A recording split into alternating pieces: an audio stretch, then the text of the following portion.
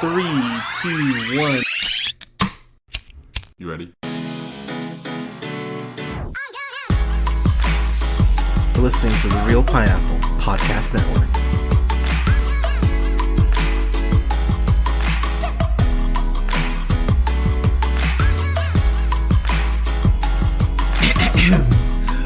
Good evening, everybody. Thank you so much for listening. This is the Real Pineapple. This is your humble host, Hunter, and oh my god, it is one of my favorite reviews of the whole year.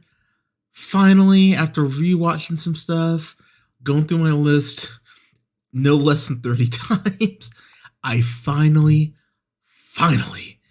have my best of 2020 list done. So that is going to be the review we're doing here. And I just have to say, while this was probably, for most of us, one of the worst, if not the worst year we've had,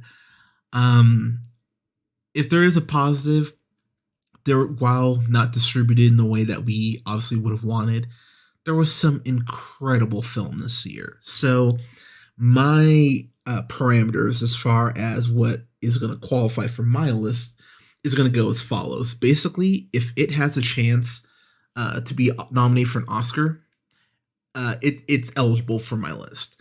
And that might be the rule moving forward, because Lord knows how distribution for films is going to be this year. So we'll see what 2022 Oscars look like, but that's the rule for this list. So anything that could potentially get an Oscar nomination, and we really know what could potentially be up because of Golden Globes as well. So so that's how I'm running my list this year. So pardon me. So I'm going to go through my 10 through 6, then my 5 through 2, and then of course my number 1. So before we get to my list proper, I want to throw out a couple honorable mentions. Bad Boys for Life. I fucking love that movie. That movie is so much fun. It's the best of the 3. It's the most emotional. It has the best acting. It honestly has probably the best action as well, too. It's a tight script. You feel the consequences in it. It's the best performance that Will Smith or Martin Lawrence have given in out of the 3 films, and it sets up some very intriguing pieces moving forward. So absolutely love Bad Boys for Life. Just could not find a spot for it on my list. A French Story, which stars Michelle Pfeiffer. She did a great job in that movie, and unfortunately, I think it'll be one of those things that's more people discover, a year or two from now, because again, there's just this almost avalanche of stuff that felt like every critic had to watch this year. Not alone, general audiences. I think general audiences will discover it, hopefully on Hulu or Netflix in the next 6 months when it's hopefully on there. It's a movie that's well worth your time. It is very much an art house film, but something that I think more people should see. No Man Land with Frances McDormand. It's a movie I tried to watch like 3 or 4 times before I could actually get through it, which is not always the best thing, but I found myself being in the right headspace to watch it. It really is one of those, as I just mentioned about A French Story. It really is an art house film. And so if you come back to me and say, oh, I didn't like it, that's fine. I would get why some people just wouldn't be a fan of this type of film. But it's something that I really enjoyed. It's just off the cinematography alone, it's worth watching. It's one of the most beautiful films I've seen easily in 2020. And last one I will throw out here. I'll throw out 2 more. Sonic the Hedgehog. I don't care what anyone says. It's such a surprisingly good film. And as a huge Sega Genesis nerd from back in the day, still to this day, considering where that character design was and where it ended up, thank God they actually listened to fans on that. But a movie that moves like Sonic very fast, but in a good way. The fact that James Marsden and Ben Schwartz have such great chemistry. I really love their chemistry. And Jim Carrey That's the closest we'll probably ever get to 90s Jim Carrey again as a Dr. Robotnik. He did a great job as the villain. I thought he was excellent and just enough of a prick for it being a kid's film, and some surprisingly dark jokes in there about, you know, animal testing and stuff like that. But a movie that I think works better than most people ever thought it could have, but something that I own myself and something that I absolutely enjoy the hell out of. And the last film I'm going to bring up is The Father. The Father is one of the best movies I'll probably never watch again. Sir Anthony Hopkins, make no mistake about it, he's going to be on his way to another Oscar nomination. This will be back-to-back years for him, because after the two popes last year, he's going to get another nomination here. And Sir Anthony Hopkins is just a masterclass in this. I can see Olivia Colman getting a Best Supporting Actress nomination here. She's incredible in this film as well, and the way they play off each other and work off each other is it feels like you're just watching two people at the top of their game showing off, but yet elevating what's already great material. And just seeing the decline and just how things kind of go down, it's such a well done film. And I wish I could have found a spot for it on my list, but unfortunately I could not. So I will be the first to admit, as we start off with my number 10, I totally cheated, because I have a tie for my number 10, because I needed both these films to be on my list. It was one of those things I sat back and I went, you know what? I can't. I cannot. Oh, and I'm sorry. I will mention one last honorable mention. The Five Bloods. I know that'll surprise some people because of my love for Spike Lee and how much I raved about it in my review.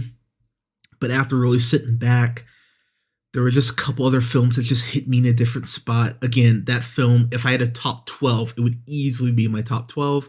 But I couldn't find a spot for it. I had to knock it off my list. So it hurt me to do it, but here we are. So back to my tie for number 10. I've got two, as I just mentioned. Sound of Metal and Yes, God, Yes. Two movies that could not be any more different from each other. Sound of Metal, Riz Ahmed, of course, stars in that. And Yes, God, Yes, Nadia Dyer from, of course, Stranger Things, stars in that. Riz Ahmed is one of those people who's just been so great for a good amount of time, and this movie is really starting to allow people to see how great of an actor he is. I think of him in Nightcrawler, and I think of him in Venom. And while Venom, not the most thoroughly thought out script as far as the villain, he is able to go ahead and bring enough of himself to that material that the material, he does elevate the material. And Sound of Metal, for him to get this platform to play someone who's deaf, and to go ahead and just bring the gravity to that situation that he does, while still feeling like a true musician who is just feeling like they've lost their gift. It's such a beautifully tragic story, and yet hopeful in ways that I really didn't expect it to be. And I have to give his performance and the script, obviously, so much credit on that. Yes, God, Yes is something that I unfortunately don't think enough people have seen. Last I checked, it's still on Netflix. And for people who love Stranger Things, myself included, while it's great to see Natalia as Nancy Wheeler, to see her play this character in Alice, this character who's so unsure of herself, who feels broken by the circumstances around her, and the Christian religion, honestly, and how, Christianity is kind of hard on guys sometimes, but it's really hard on women.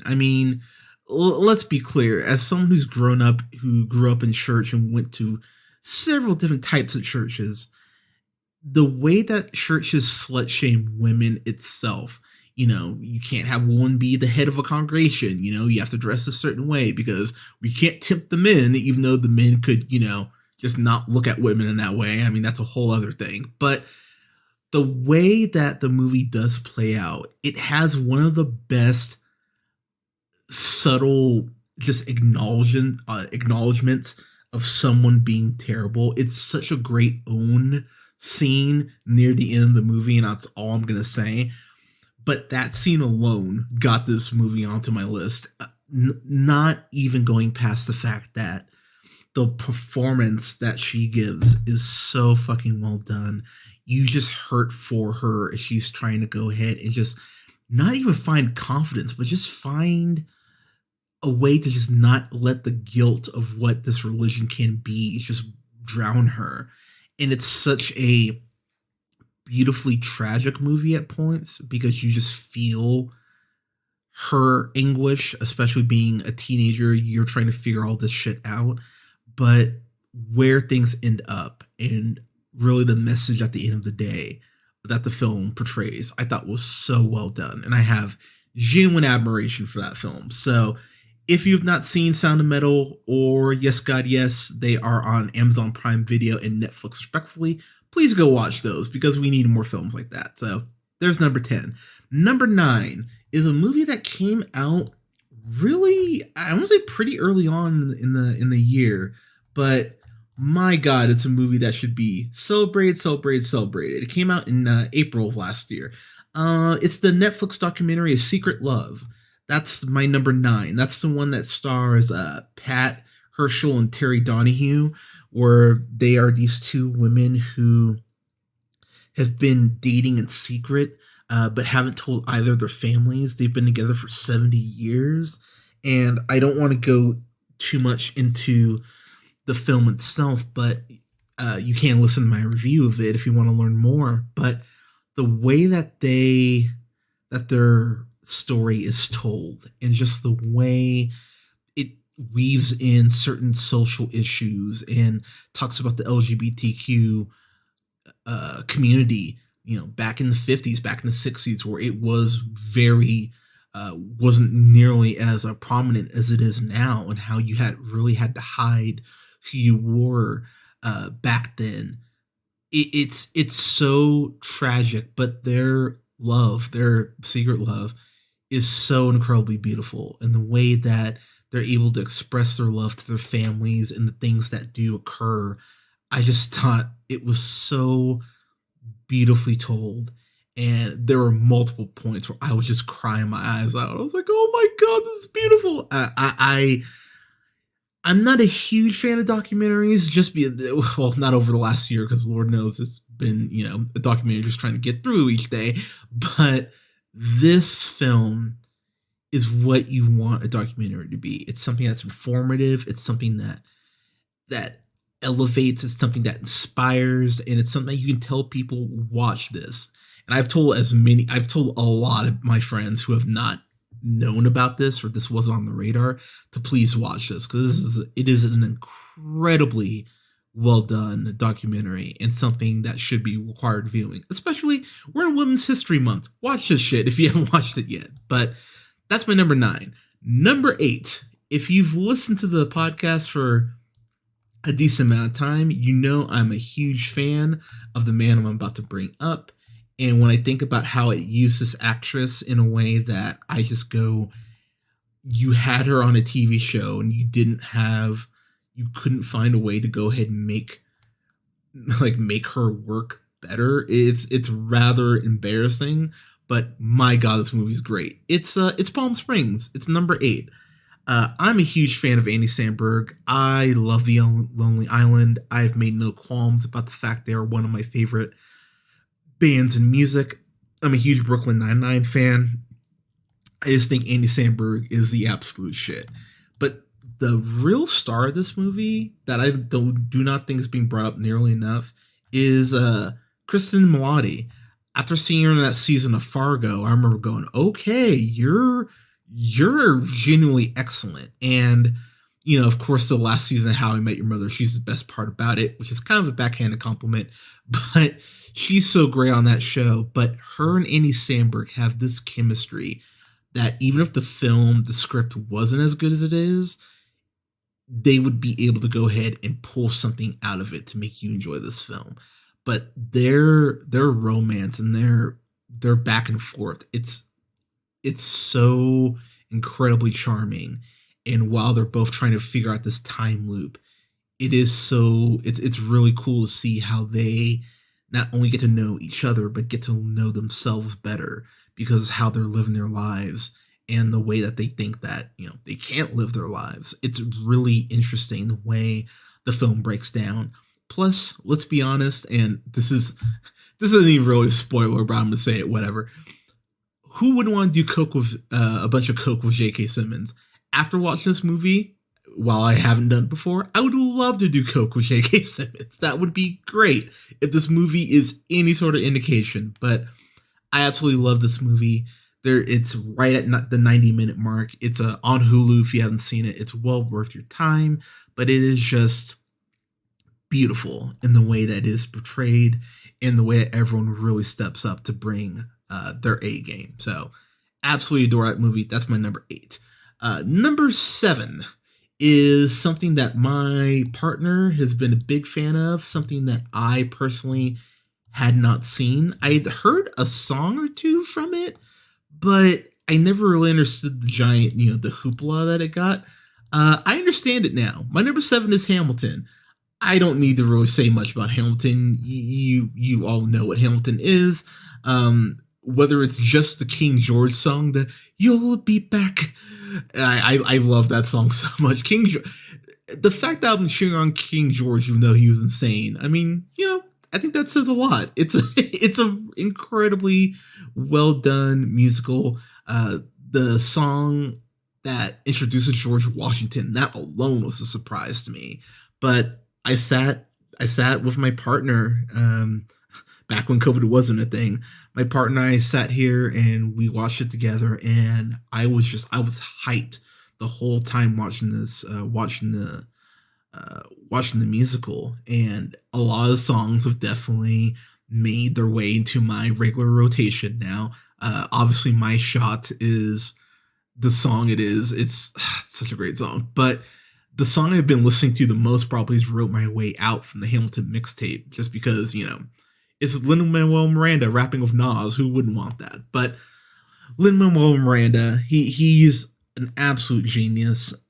The fact that he wrote that play, and I love the fact they highlight the players, the people who don't have, main characters in there, but the ensemble, pardon me.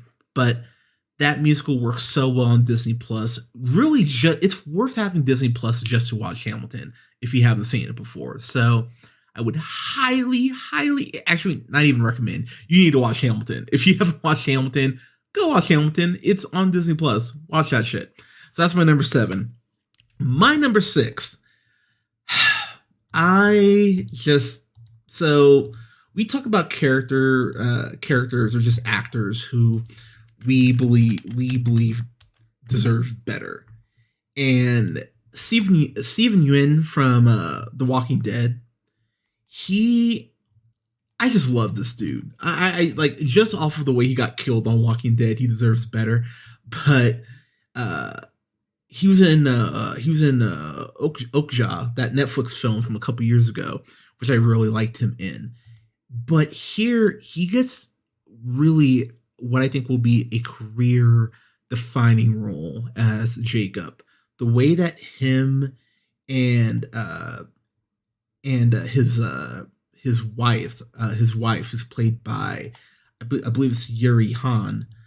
The way they work off each other, there is just this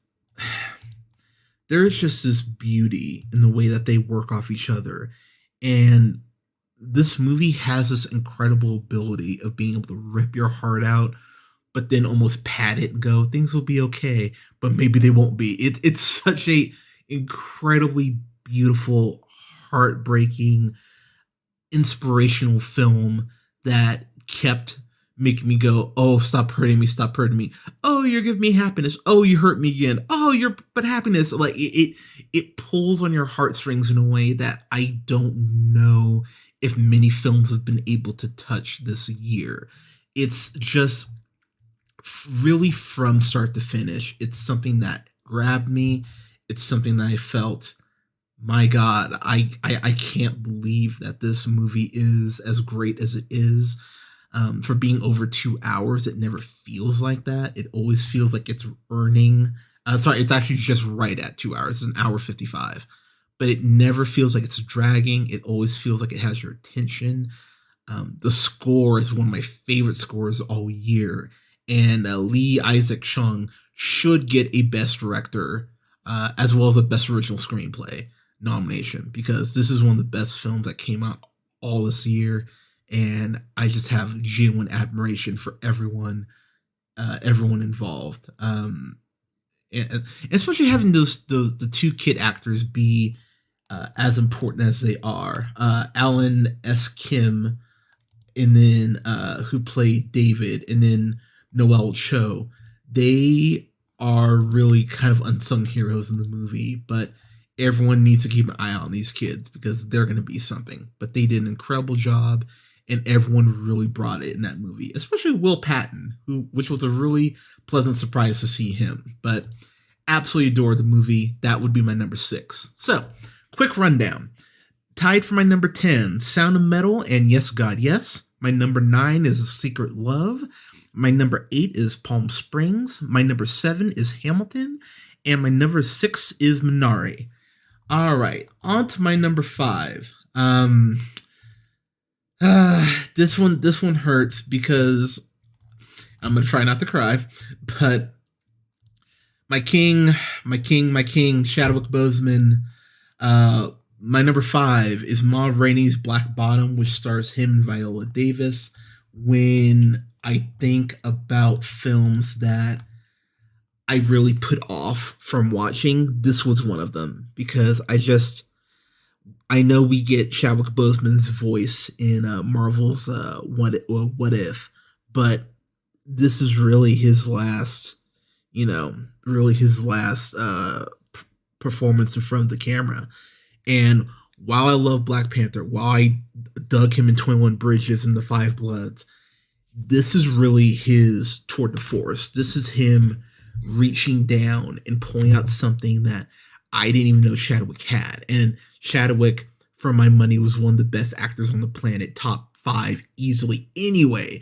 But then you find out there's another level he was able to tap into. You just go, holy crap, really?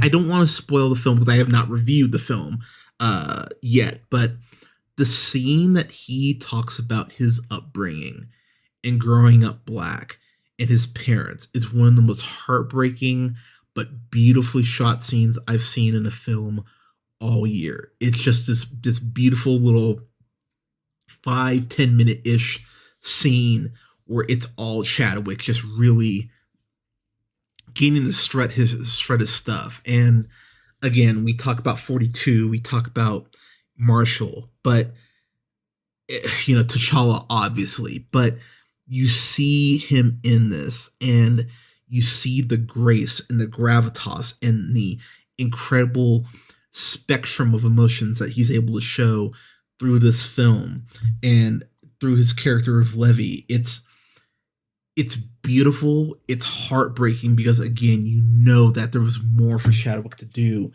but this is how you leave people. This is how you leave a memory. This is how you leave your mark. And I just have so much reverence as I cross my arms for Wakanda Forever. I have so much love and respect for Chadwick Boseman and the many men and women, Black, white, or, purple, whatever, that he will inspire through, a short but a very powerful filmography that he has left for people to study and be inspired from. Viola Davis, we obviously have to talk about Viola Davis, one of the best actresses on the planet. If you've listened to the podcast for a decent amount of time, I think Widows is a very underrated film. Her and Fences, she damn sure deserved the Oscar that she won for that. I didn't watch a lot of it, but I did watch a little How to Get Away with Murder. And Troop Zero is a lot of fun. If you've not seen that, that's on Amazon. That is well worth your time. But it's such an incredibly well done film. And when you look at George C. Wolfe, who directed the film, really mostly a play director, and to go ahead and step up and oh, he directed Knights and Rodanthe or Rodanthe. That's funny, but you look at how this film came together and the music scenes with Viola Davis singing, like it all feels so jazzy, and the set design's incredible, and there's so much about this film to just pick apart and be inspired by. I mean, the score, the jazz score alone, the soundtrack is something I've listened to a couple times. It's a great movie and something that you definitely should watch. It's on Netflix. Make time to watch it. So that's my number 5. My number 4, I actually went to a digital live screening of this film, and I was so happy I did because it's some of the most fun I've had in the last year, and really showed how incredibly ballsy this actor is. My number 4 is Borat's subsequent movie film. I love Sacha Baron Cohen. When I think about Who Is America and the Ali G show, and even Bruno, which I don't like as much, but Sacha Baron Cohen, one thing you have to say is he's fucking fearless. He has no qualms, no shame. He will go literally at points balls out and just do whatever he has to do to get a laugh and go ahead and just dig just a little deeper. Everyone I'm sure has pretty much seen this movie at this point. It's on Amazon Prime Video. If you have not seen it, pause this right now and go watch Borat's subsequent movie film. But while Sacha Baron Cohen is Sacha Baron Cohen, it's not surprising that he's good in this. The revelation of Maria Baklava as his daughter, Tuta, it's so the process she had to go through to get hired alone was insane. But this woman is fearless, and I give her so much credit. I mean, she was in a room alone with Rudy Giuliani. That alone should get her a fucking medal. And fucking creepy bastard. But the movie itself, when you look at the fact he filmed this during COVID, during the pandemic, and the fact that he went as deep into the trenches as he did, going these Trump rallies, and, the fact that he even said that, he's done doing films like this because of how close things got to getting, bad. I give Sacha Baron Cohen so much credit, and honestly, he owes us nothing. Between Borat and Borat's subsequent movie film and Who Is America, that alone, that alone is an incredible body of work. But if you look at the Ali G show in full, this is a great capper to that, and it's a great capper to, what he's done as far as a comedic actor. I mean, I'm sure he'll be in other comedic stuff moving forward, but he just won't be Borat, and honestly, that's fine. But when you think about, when I think about the dance that him and Tutor did, you've obviously seen that scene. When I think about, him trying to raise money to go ahead and get her to go to Mike Pence, and him dressing up as Trump, like Sacha Baron Cohen, he was insane with it. And I give him, again, so much credit for having maybe the biggest set of balls in Hollywood to do some of the shit he's doing, but it's such an incredibly well done film, and it's insane, but in the best way. And yet it's an amazing father-daughter story, which, go fucking figure that this would be what is. But I absolutely love the movie. So that's my number 4. My number 3 is something that, especially given the, unfortunately, given the terrible tragedy of Sarah Everard, this movie is more relevant than ever. It's Promising Young Woman. It's my number 3. Carey Mulligan, let's just be clear, and I really don't think her name is brought up enough. When you think about her, something like An Education, when you think about her in something like, Far from the Madeline Crowd, um, Inside Llewyn Davis, Great Gatsby, just name a couple. She's an incredible fucking actress, and this is the best single performance she's given so far. And let's be clear, it's winning her an Oscar. I mean, I don't think I'm going out on a limb by saying she'll win Best Actress, but she's winning Best Actress. Like, if there's one award I bet money on, it would be her winning Best Actress, because goddamn, you want to talk about her turn as Cassandra, Cassie, as she's called in the movie. She's incredible in this, and I have to bring him up real quick just because I'm such a huge fan of his, and if I ever met him, I'd probably cry.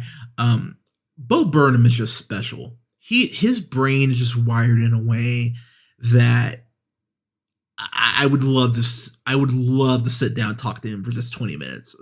The man is just incredible in the way his brain works. But this film is so incredibly tragic because it talks about, the patriarchy that clearly still exists in our country. The fact that we live in a world where women aren't even afraid or afraid to even fucking walk home by themselves. The whole, we tell women to go ahead and carry pepper spray or carry a knife, but we never think about the concept of maybe we should tell men to not prey on women. That would be a road we could go down, but we apparently fucking refuse to. There's a scene with Carey Mulligan and Alfred Molina, and I won't spoil the scene, but that's one of the best scenes I've seen all year. It's so incredibly well done. It's stylish. It opens up in a very important dialogue that needs to be talked about more, especially again with the tragedy that happened here recently. Laverne Cox, who is not being brought up enough, she is fucking excellent in this movie. And while she's not in the movie enough, I would love to see a movie with her and Carey Mulligan working off each other again, because their back and forth is just so charming and fun. And where this movie ends up, it's gonna keep people talking. And if you have not seen this, you should. It's well worth your time. It's something that should be required viewing for Women's History Month moving forward. It really is something that is special, unique, and it is something that I would tell everyone. Not just women, but everyone, especially if you're a guy. Watch this movie. It is well worth your time. It is important for you to watch this. So that's my number 3. All right. 2 more. So my number 2, this was my number 1. And let me just be clear. My top 3, like, I'm numbering my top 3 because I have to, but my top 3, you could make an argument for any of them being number 1. And I'll kind of get into that here in a second. But my number 2 features a directorial debut of Miss Regina King, who we do not deserve Regina King. That woman is just special. And she directed a little movie called One Night in Miami, which is my number 2 favorite film of this past year. When we look at Kinsley Ben-Adir, who played Malcolm X, Ellie Gorey played Muhammad Ali, Aldous Hodge, who of course you know from Leverage, who played Jim Brown, Leslie Odom Jr., who played Sam Cooke, 4 of the most prominent black figures in history, all sitting down together and hashing out some bullshit and really talking about the state of black affairs. Regina King, that alone is a great setup, but Regina King injects the film with this true bolt of energy that even when they're just sitting around talking or standing on a rooftop, the film feels epic and the night feels important, and it never loses that sense of wonder, which is so impressive for a film that is almost right. That's right under the 2-hour mark. I think people may expect a different movie. I think some people might just expect it to just jump in and, they're all talking. But I really appreciate the groundwork that the film does before it just goes ahead and just gives you the whole conversation. Like it really does set up the pieces before they all jump into everything. And there are some incredibly powerful moments, whether it's the film's ending, which brought me to fucking tears when I watched it. The first time I could not stop genuinely weeping. But my biggest concern was Malcolm X being in this, because again, when I think of Malcolm X portrayals, my brain obviously goes Denzel first. But the fact of the matter is, Kingsley Ben-Adir was able to bring a different spin, his own spin to Malcolm, that I think works just as well as Denzel's does. And that was something I was not expecting. But the score in this movie, while subtle at points, is incredibly important. The cinematography, again, it's stylish without being too stylish. It's stylish without feeling like it's trying to make up for a lack or a shortcoming in the film.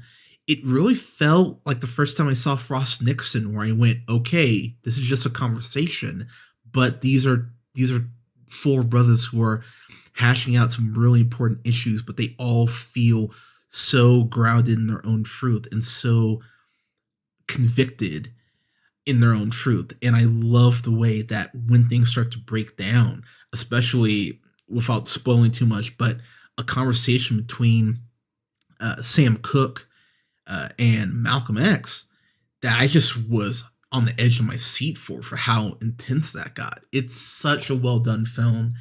And especially as a person of color, it was something that just hit me in the spot that I went, wow, I love that movie. And I actually went back and watched it again just to make sure I loved it as much as I did. But it is an incredible film.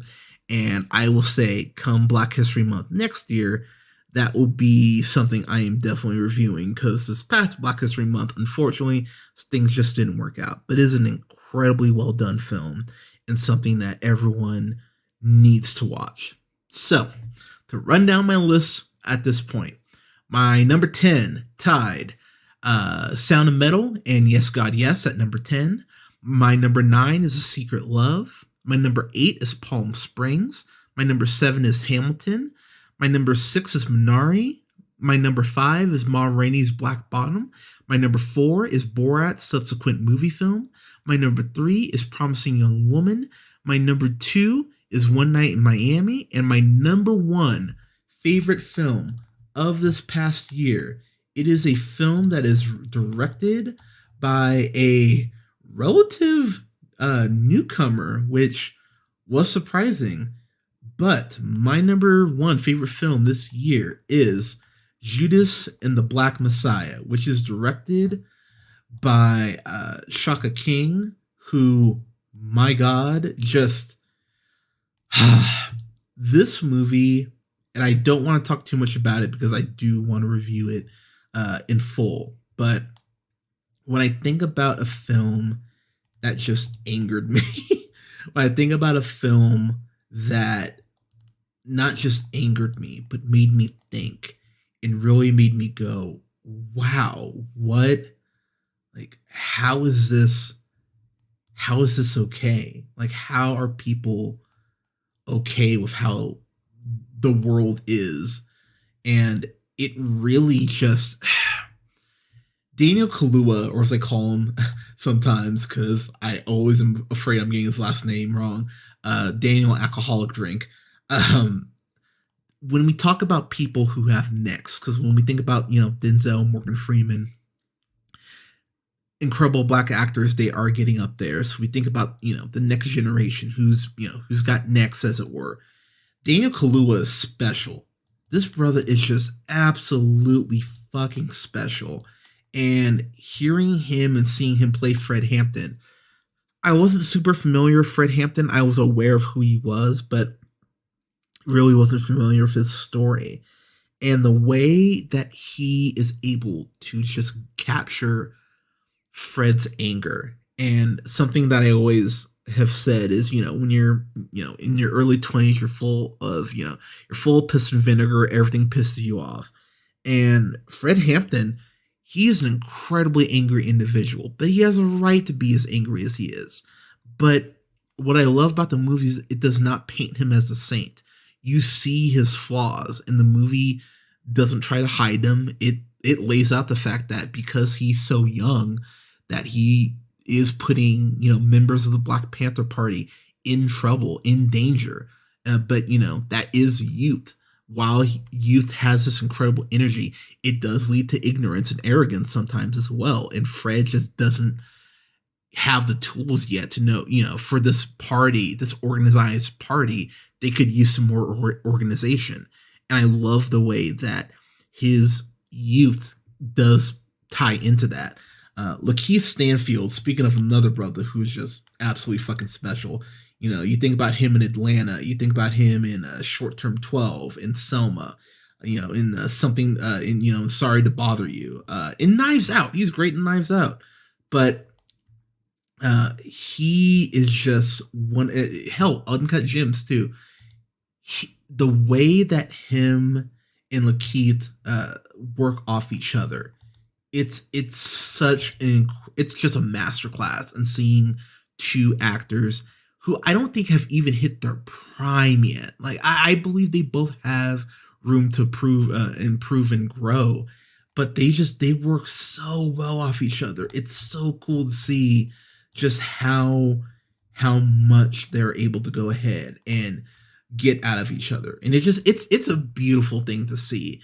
Again, for really a first time director with one of these type films, Shaka King does a hell of a job of making everything feel important. You feel the weight of this film, and you feel the urgency as things do go ahead and ramp up. This is not a perfect film. We just get that out of the way. I don't think most films aren't. But what I love about this film in particular is that it does show the negative side of the Black Panther Party. It shows the fact that, there was some mafia shit. There were times where they would, turn on their own because they were afraid that they were, that they had leaks, that there were rats within the organization. And it really does kind of tear you up inside to see how they are fighting for just Black people to not even excel, but to have a fucking seat at the fucking table. And I'm going to save a lot of my outrage for my eventual review of this, but there is just some stuff that I went, man, this is fucking heartbreaking and really maddening to watch at points. I have to give a quick shout out to Sean Bobbitt, who's the cinematographer, because the way this is shot, I love the way this is shot. I love the use of neon lights at points, and then genuine pure darkness when the movie is getting into darker moments. There is just the way it's shot is so incredibly beautiful. But the cinematographer, he's done a couple films I absolutely adore. He did Stronger with Jake Gyllenhaal, which is a very underrated movie in his filmography, by the way. As I mentioned earlier, he was the director of photography on Widows. But the big one that I just think is amazing, he worked in 12 Years a Slave. He was a cinematographer on Kill the Messenger, that Jeremy Renner film back in 2014, which is a very underrated film. If you've not seen that, I would definitely recommend you do. And he also worked on The Queen of Katwe, the movie with Lupita and David.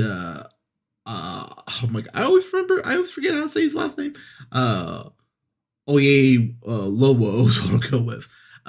He played MLK Jr. in Selma, but an absolutely great film. My only biggest complaint about the film is that you have Martin Sheen in it playing J. Edgar, and his makeup it's weird. It's very pink. It looks more like Oswald Cobblepot than J. Edgar, but that is a mild complaint about what I thought was the best film of 2020.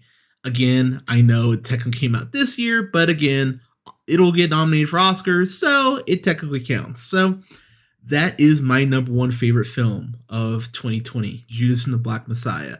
It's off of HBO Max by the time you listen to this, so you would have to pay $20 to rent it. well worth the $20. If you've not seen this, you should watch it on HBO Max first off, but if you have not seen this, watch it. It is well worth your time. But everyone, there we go. That's it. That is my 10 through 1. That is my top 10 list of 2020.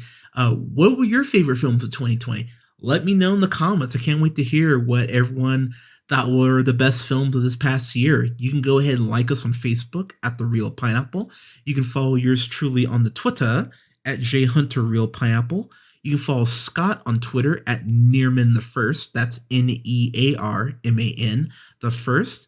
And you can go ahead and like our gaming page on Facebook at Real Pineapple Games. I'll be streaming here in the near future, so just stay tuned to the page on that.